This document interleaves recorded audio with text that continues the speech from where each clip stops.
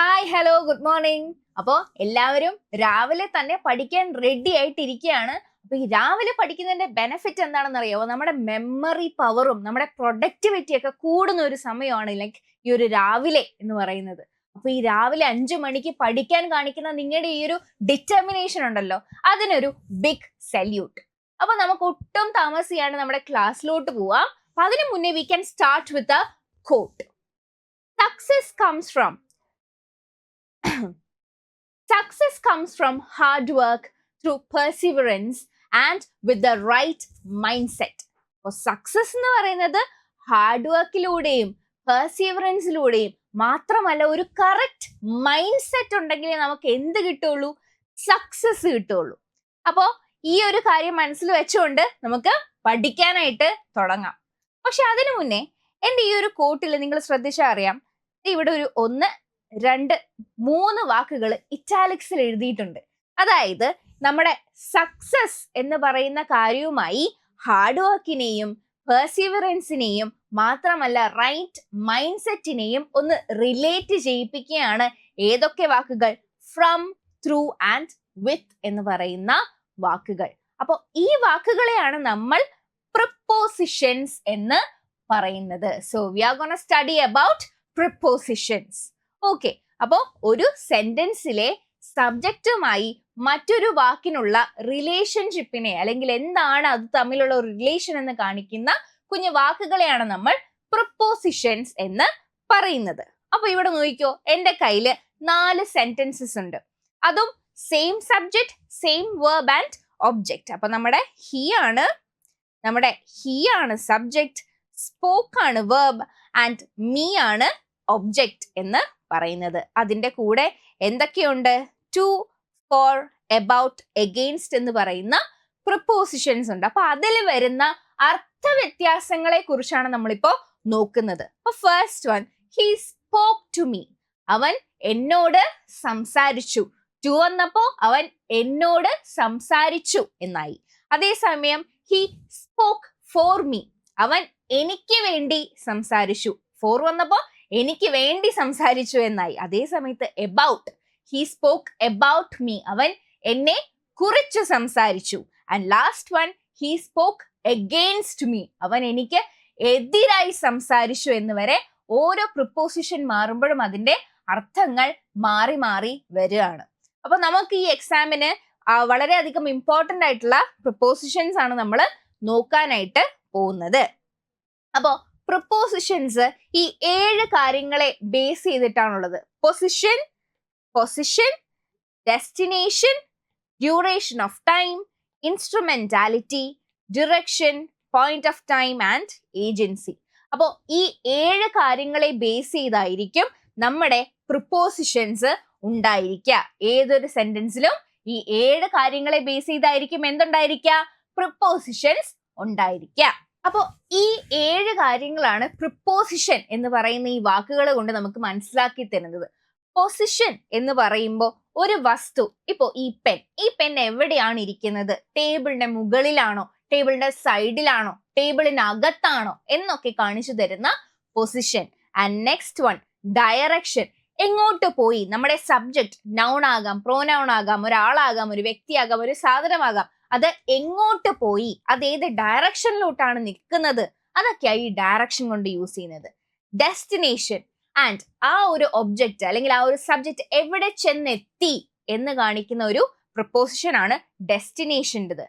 Point of time, ഒരു ദിവസത്തെ അല്ലെങ്കിൽ ഒരു സമയത്തെ, ഒരു കാലഘട്ടത്തിലെ ഒരു പർട്ടിക്കുലർ ടൈമിനെയാണ് പോയിന്റ് ഓഫ് ടൈം എന്ന് പറയുന്ന പ്രിപ്പോസിഷൻസ് കാണിക്കുന്നത്. ഡ്യൂറേഷൻ ഓഫ് ടൈം ആണെങ്കിലോ, ഒരു മീറ്റിംഗ് അത് എത്ര സമയമെടുത്തു, അല്ലെങ്കിൽ ഒരു കാര്യം അത് എത്ര സമയത്തിനുള്ളിൽ കഴിഞ്ഞു, അതാണ് ഡ്യൂറേഷൻ ഓഫ് ടൈം കാണിക്കുന്നത്.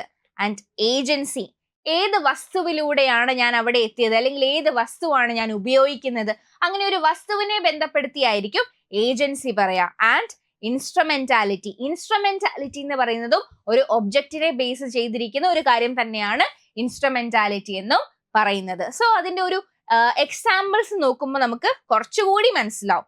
First one, position. The church is on a small hill. ആ ചർച്ച് എവിടെയാണ് സിറ്റുവേറ്റ് ചെയ്തിരിക്കുന്നത്? ഒരു സ്മോൾ ഹില്ലിലാണ്. On the small hill. ആ സ്മോൾ ഹില്ലിന്റെ പുറത്താണ് ആ ഒരു ചേർച്ച് സിറ്റുവേറ്റ് ചെയ്തിരിക്കുന്നത്. ആ ഒരു പൊസിഷൻ ആണ് അവിടെ ഓൺ എന്ന് പറയുന്ന പ്രിപ്പോസിഷൻ നമുക്ക് കാണിച്ചു തന്നത്. അതേസമയം ഡയറക്ഷൻ ആണെങ്കിലോ, Raj walked in to the room unexpectedly. അവൻ റൂമിനുള്ളിലേക്ക് കയറി. എങ്ങോട്ടാ? ആ ഒരു ഡയറക്ഷൻ, റൂമിനുള്ളിലേക്ക് കയറി. അതാണ് ഇൻ ടു എന്ന് പറയുന്ന പ്രിപ്പോസിഷൻ അവിടെ ഡിനോട്ട് ചെയ്യുന്നത്. അതേസമയം ഡെസ്റ്റിനേഷൻ ആണെങ്കിലോ, this train is bound for Mumbai. എങ്ങോട്ടാണ് പോകുന്നത്? ആ ഒരു ഡെസ്റ്റിനേഷൻ കാണിക്കുകയാണ്. ഫോർ എന്ന് പറയുന്ന പ്രിപ്പോസിഷൻ എങ്ങോട്ടാ പോകുന്നത്? മുംബൈയിലോട്ടാ പോകുന്നത് എന്ന് പറയുന്ന ആ ഒരു ഡെസ്റ്റിനേഷൻ കാണിക്കുന്നു ഫോർ എന്ന് പറയുന്ന preposition. And point of time ആണെങ്കിലോ, ഞാൻ പറഞ്ഞു ഒരു ഡേയിലെയോ അല്ലെങ്കിൽ ഒരു സമയത്ത് ഒരു പർട്ടിക്കുലർ പോയിന്റ് ഓഫ് ടൈം. അപ്പോ the class will start at 5 PM, 5 മണിക്ക്. ആ ഒരു പോയിന്റ് ഓഫ് ടൈമിനെ ഇവിടെ അറ്റ് എന്ന് പറയുന്ന പ്രിപ്പോസിഷൻ നമുക്ക് കാണിച്ചു തരുന്നു. The class will start at 5 PM അല്ലെങ്കിൽ അറ്റ് 3 PM എന്ന് പറയുമ്പോൾ. ഓക്കെ. ആൻഡ് അടുത്തത് നോക്കുകയാണെങ്കിൽ ഡ്യൂറേഷൻ ഓഫ് ടൈം. ഒരു കാര്യം നടക്കാൻ എടുത്ത total time. The function ended in an hour. അപ്പോൾ 1 മണിക്കൂർ ആയിരുന്നു ആ ഒരു ഫംഗ്ഷന്റെ ഡ്യൂറേഷൻ എന്ന് പറയുന്നത്. ദ ഫംഗ്ഷൻ എൻഡഡ് ഇൻ എന്ന് പറയുന്ന നമ്മൾ പ്രിപ്പോസിഷൻ യൂസ് ചെയ്തിട്ടാണ് ആ ഒരു ടൈം ഡ്യൂറേഷൻ നമ്മൾ കാണിച്ചേക്കുന്നത്. And agency. Maya goes to office by bus. എന്തിലൂടെയാണ്, എന്തിന്റെ സഹായത്തോടു കൂടിയാണ് മായ ഓഫീസിലേക്ക് പോരുന്നത്? ഷീ യൂസ് ടു അല്ലെങ്കിൽ she goes to office by bus. ആ ബൈ എന്ന് പറയുന്ന പ്രിപ്പോസിഷൻ ഇവിടെ എന്താ കാണിക്കുന്ന? ആ ഒരു ഏജൻസി ആയിട്ട് ആക്ട് ചെയ്യാണ്. അതേസമയം ലാസ്റ്റ് വൺ ഇൻസ്ട്രുമെന്റാലിറ്റിയിലോട്ട് വരികയാണെങ്കിലോ, he beat me with a stick. അവൻ കമ്പ് കൊണ്ടാണ് എന്നെ അടിച്ചത്. അപ്പോ വിത്ത് എന്ന് പറയുന്ന പ്രിപ്പോസിഷൻ, ആ കമ്പ് അവൻ എന്തുകൊണ്ടാണ് അടിച്ചത്?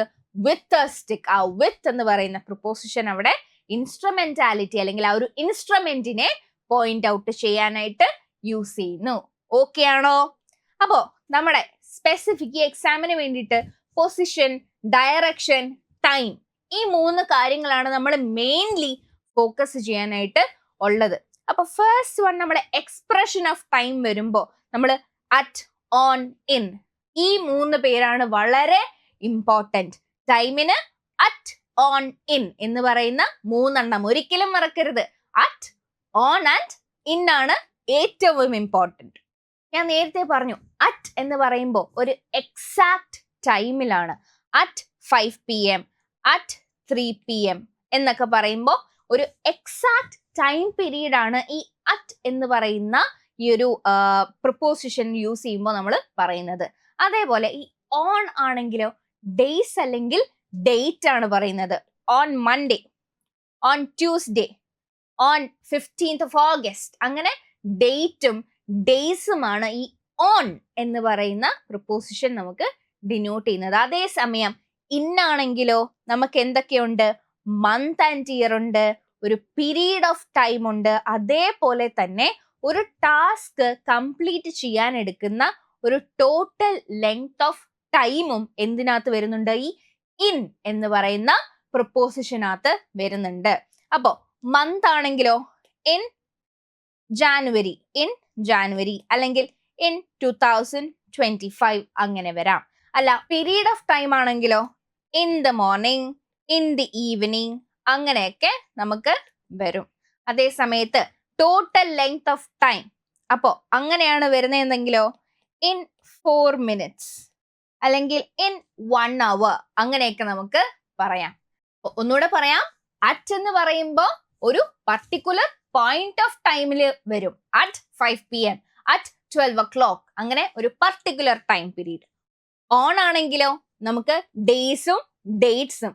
On Monday, on Sunday, the school will be leave on Monday, അല്ലെങ്കിൽ എന്താ ഓൺ 15th of August, അങ്ങനെ ഡേറ്റും ഡേയ്സുമാണ് പറയുന്നത്. അതേസമയം ഇന്നിലാണെങ്കിലോ മന്തും ഇയറും. ഇൻ ജാനുവരി, ഇൻ 2025, അങ്ങനെ ഇന്ന് വെച്ച് നമ്മൾ പ്രൊപ്പോഷനായ ഇന്ന് വെച്ച് നമ്മൾ മന്തും ഇയേഴ്സും പറയുന്നുണ്ട്. ഓക്കെ. ആൻഡ് അത് മാത്രമല്ല ഒരു പീരീഡ് ഓഫ് ടൈമും പറയുന്നുണ്ട്, ഒരു ടാസ്ക് കംപ്ലീറ്റ് ചെയ്യാൻ എടുക്കുന്ന ടൈമും പറയുന്നുണ്ട്. എങ്ങനെയാണ്? In the morning, in the noon. അതേപോലെ തന്നെ in 4 minutes. She will reach in 4 minutes. അങ്ങനെ in യൂസ് ചെയ്ത് ഒരു ടൈമും ആ ഒരു കാര്യം കംപ്ലീറ്റ് ചെയ്യാനുള്ള ടൈമും പറയുന്നുണ്ട്. ആൻഡ് ടൈമിനകത്ത് തന്നെ, ഈ എക്സ്പ്രഷൻ ഓഫ് ടൈമിനകത്ത് തന്നെ ഇവര് മൂന്നുപേരും അല്ല, കുറച്ചു പേര് ഇനിയുണ്ട്. അതായത് within, for, since, during, by and for. അങ്ങനെ ഇനിയും എലമെന്റ്സ് ഉണ്ട്. വിത്തിൻ ആണെങ്കിലോ, അതായത് എക്സ്പ്രഷൻ ഓഫ് ടൈമിനകത്ത് അറ്റ്, ഓൺ, ഇൻ മാത്രമല്ല, നമുക്ക് ഇനിയും എലമെന്റ്സ് ഉണ്ട്. അതായത് within, for, since, during, from. അത് ഫോർ അല്ല, ഫ്രം ആണ്. അങ്ങനെ കുറച്ച് എലമെന്റ്സ് ഇനിയും ഉണ്ട്. അപ്പൊ within, the first one, within എന്ന് പറയുമ്പോൾ അത് ഒരു സമയത്തിനുള്ളിൽ, അതായത് വിത്തിൻ ആൻ അവർ എന്ന് നമ്മൾ പറയും. ആ വർക്ക് 1 മണിക്കൂറിനുള്ളിൽ ഞാൻ കംപ്ലീറ്റ് ചെയ്തു തരും. Within an hour. അപ്പൊ ആ ഒരു സമയത്തിനുള്ളിൽ ഞാൻ ചെയ്തു തരാം എന്ന് ഉദ്ദേശിക്കുന്നതാണ് വിത്തിൻ എന്ന് പറയുന്ന പ്രിപ്പോസിഷൻ. ആൻഡ് അടുത്തത് ഫോർ. അപ്പൊ ഇവിടെ വരുമ്പോഴോ ഫോർ 5 minutes അല്ലെങ്കിൽ ഫോർ 3 hours.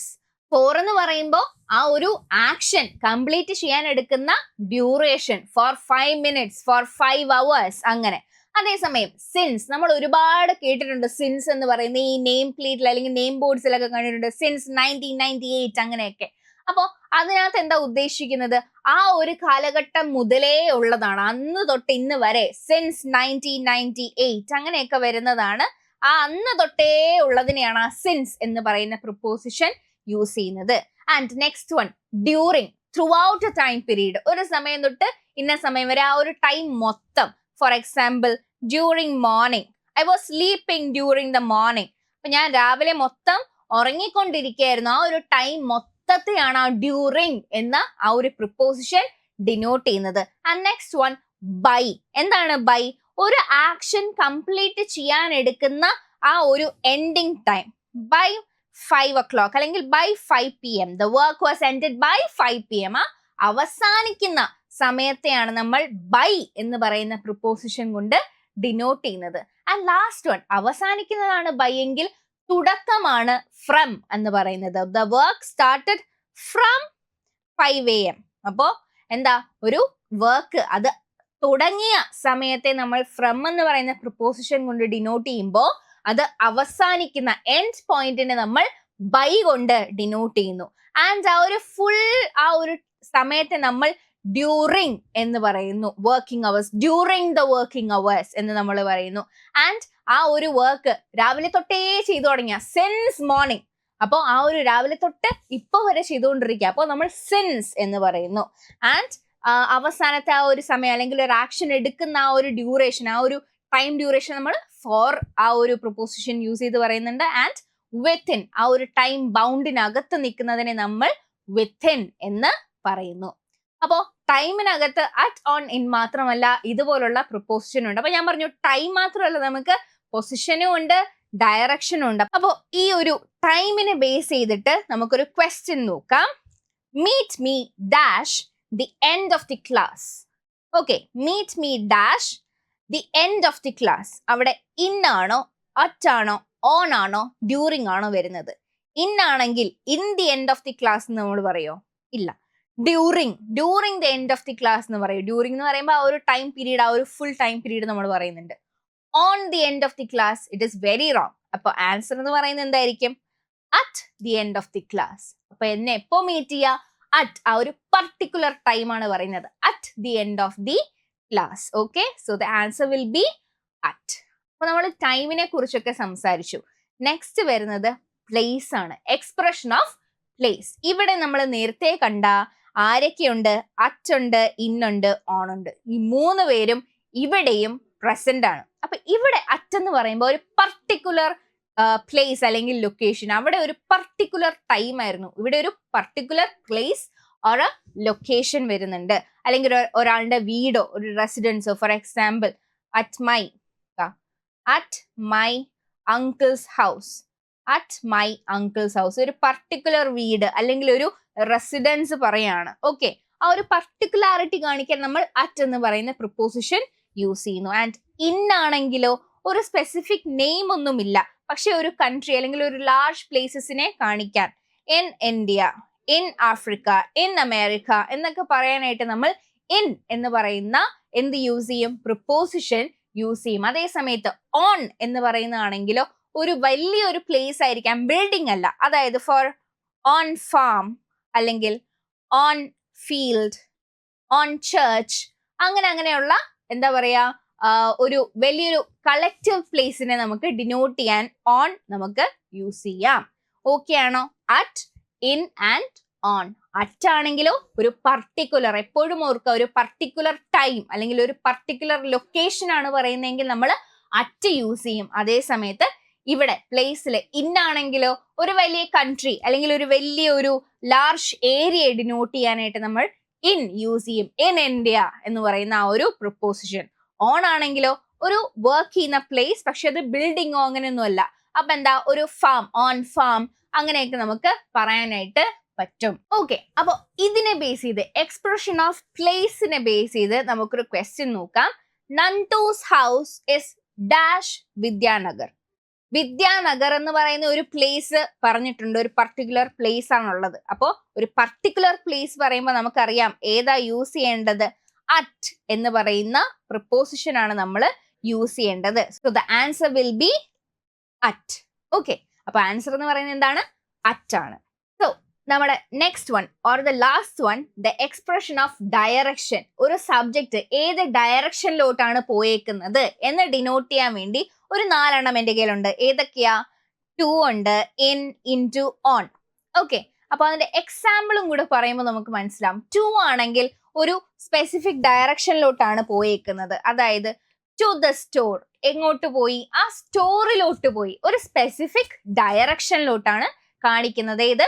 ടു എന്ന് പറയുന്ന പ്രിപ്പോസിഷൻ. നെക്സ്റ്റ് വൺ, ഇൻ എന്ന് പറയുമ്പോൾ ഒരു സ്പേസിനകത്ത്. For example, in the box, ബോക്സിന് ഉള്ളിൽ. അതായത് my book is in the box, ആ ബോക്സിന് അകത്ത് എന്ന് ഉദ്ദേശിക്കുന്നതാണ് ഇൻ. അതേപോലെ തന്നെയാണ് ഇൻ ടു, അതായത് പുറത്ത് നിന്ന് അകത്തോട്ട്. He stepped in to the room, he stepped in to the room, പുറത്ത് നിന്ന് അകത്തോട്ട് കയറുക. അതാണ് ഇൻ ടു എന്ന് പറയുന്ന പ്രിപ്പോസിഷൻ ഇവിടെ ഡിനോട്ട് ചെയ്യുന്നത്. അതേ സമയത്ത് ഓൺ ആണെങ്കിലോ, this pen is on the table, on the table.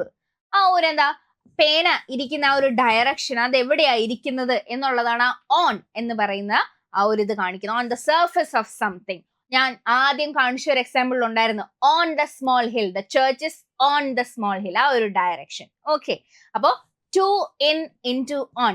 And next one നോക്കുകയാണെങ്കിൽ across, through, towards, along. Across ആണെങ്കിൽ one side to another. He threw the color across the road. ഒരു സൈഡിൽ നിന്ന് ഓപ്പോസിറ്റ് സൈഡിലോട്ട് എറിഞ്ഞു കൊടുത്തു. ഒരു സൈഡിൽ നിന്ന് ഓപ്പോസിറ്റ് സൈഡിലോട്ട്. അതാണ് across എന്ന പ്രിപ്പോസിഷൻ ഡിനോട്ട് ചെയ്യുന്നത്. അതേ സമയത്ത് ത്രൂ ആണെങ്കിലോ ഒരു വസ്തുവിനകത്തുകൂടി മറ്റൊരു വസ്തു കടന്നു പോകുന്നതിനെയാണ്. The car drove through the tunnel. Through the tunnel. അപ്പൊ എന്താണ്? ഒരു വസ്തു അതിനകത്തുകൂടി കടന്നു പോവാണ്. അതാണ് ത്രൂ എന്ന് പറയുന്ന പ്രിപ്പോസിഷൻ യൂസ് ചെയ്യുന്നത്. ടുവേർഡ്സ്, അതിന്റെ അടുത്തോട്ട്. He walked towards me, he walked towards me, അവൻ എന്റെ അടുത്തോട്ട് നടന്നു വന്നു. ആ ഒരു അടുത്തോട്ട് വരുന്ന ആ ഒരു ഡയറക്ഷൻ. അതേ സമയത്ത് along the road, he walked along the road, അവൻ ആ റോഡിന്റെ സൈഡിൽ കൂടി പാരലൽ ആയിട്ട്, ആ റോഡ് ഇങ്ങനെയാണെങ്കിൽ അവനും അതേ ദിശയിൽ ഇങ്ങനെ നടന്നു പോവുകയാണ്. അപ്പോൾ അതാണ് എലോങ് എന്ന് പറയുന്ന പ്രൊപ്പോസിഷൻ ഇവിടെ ഡിനോട്ട് ചെയ്യുന്നത്.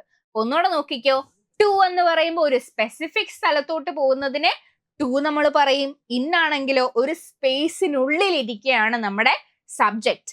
ആൻഡ് ഇൻ ടു ആണെങ്കിൽ പുറത്തു നിന്ന് അകത്തോട്ട് കയറുന്നതിനെയാണ് ഇൻ ടു എന്ന് പറയുന്നത്. ആൻഡ് ഓൺ ആണെങ്കിൽ ഒരു വസ്തു മറ്റൊരു സ്പേസിൽ അല്ലെങ്കിൽ എന്തിൻ്റെങ്കിലും പുറത്ത് ഇരിക്കുകയാണ്, അതിനെയാണ് നമ്മൾ ഓൺ എന്ന് പറയുമ്പോൾ.